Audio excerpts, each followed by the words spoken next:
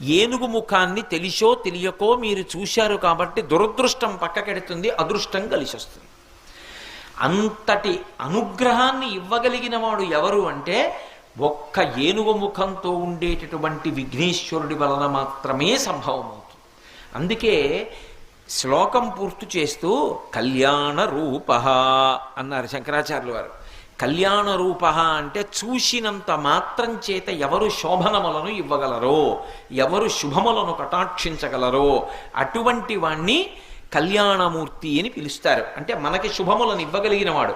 ఆయనకి మీరు ప్రత్యేకంగా ఇంకా ఏం చేశారు అన్నదాంతో సంబంధం ఉండదు.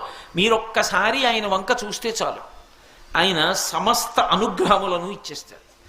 అలా ఇవ్వగలిగినటువంటి కళ్యాణ రూపం ఉన్నవాడు కాబట్టి ఆయన మహాదంతి వక్త్రాపి పంచాస్య మాన్య, అంత గొప్ప ఏనుగు ముఖంతో ప్రకాశిస్తూ ఉంటాడు.